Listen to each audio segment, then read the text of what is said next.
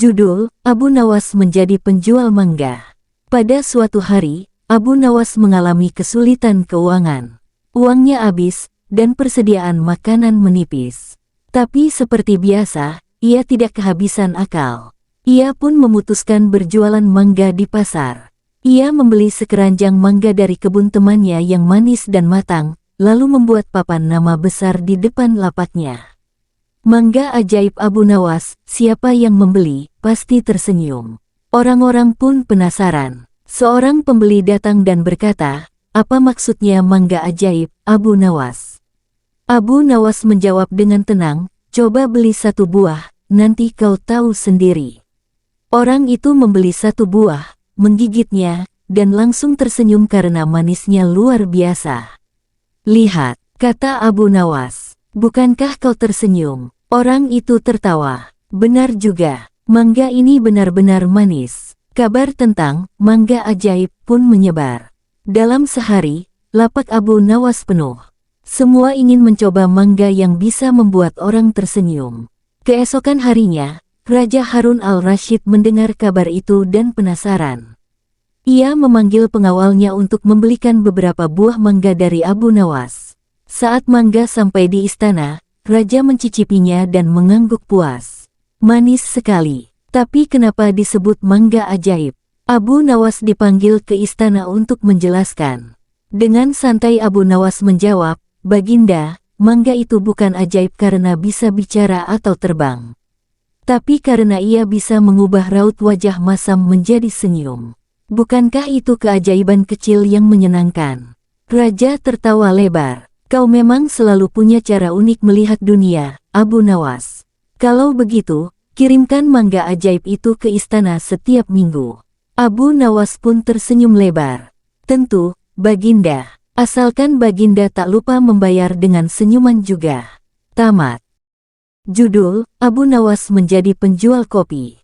Pada suatu hari, Raja Harun al-Rashid sedang berjalan-jalan menyamar di pasar kota. Ia ingin melihat bagaimana kehidupan rakyatnya secara langsung. Saat melewati sudut pasar, ia mencium aroma kopi yang harum semerbak.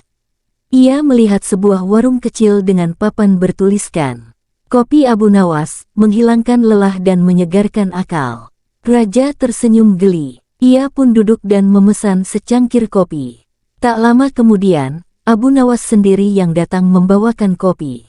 Selamat datang, Tuan. Kopi ini dibuat dengan rahasia kebahagiaan, katanya sambil tersenyum. Raja mencicipi kopi itu. Rasanya pahit, tapi harum dan menyegarkan. Kau memang pandai membuat kopi, Abu Nawas, kata sang raja, masih menyamar. Abu Nawas membalas, terima kasih, Tuan. Tapi bukan rasa kopi yang membuat orang kembali, melainkan cerita yang menyertainya. Raja tertarik. Cerita. Apa maksudmu? Abu Nawas lalu berkata, setiap pembeli kopi di sini akan mendapat 1 cerita lucu atau nasihat bijak gratis. Sebab, kopi hanya menyegarkan tubuh, tapi cerita menyegarkan jiwa. Lalu Abu Nawas pun bercerita. Lebih besar dari, dulu, ada orang bodoh yang minum kopi pahit dan marah-marah karena tidak diberi gula. Padahal dia lupa kalau hidup memang pahit, dan kopi hanya mengingatkannya. Semua orang di warung tertawa, termasuk sang raja. Keesokan harinya, raja kembali ke istana dan memanggil Abu Nawas.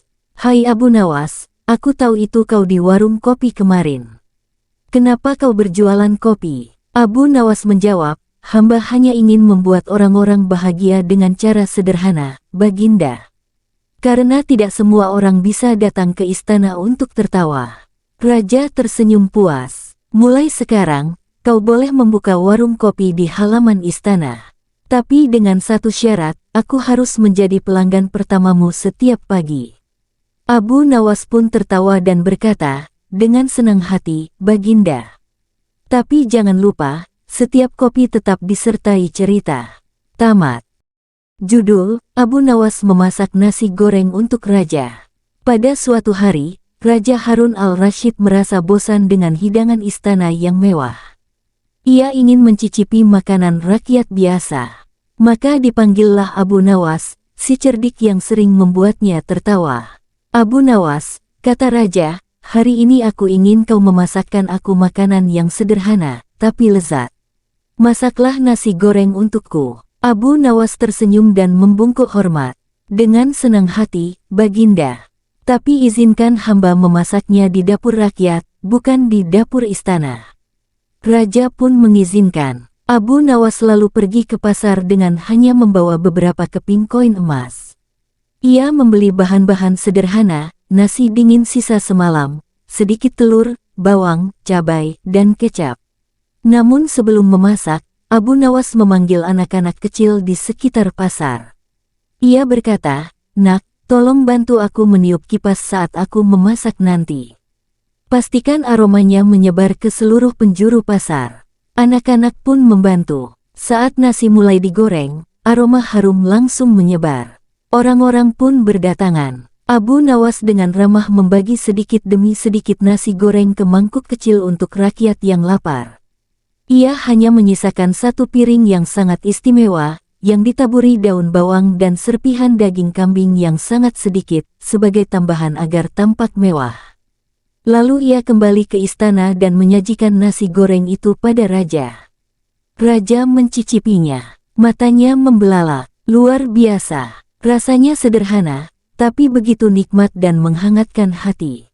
Bagaimana kau memasaknya, Abu Nawas? Abu Nawas tersenyum. Hamba memasaknya dengan bahan sederhana, Baginda. Tapi ditambah satu bumbu rahasia, cinta dari rakyat yang ikut membantu.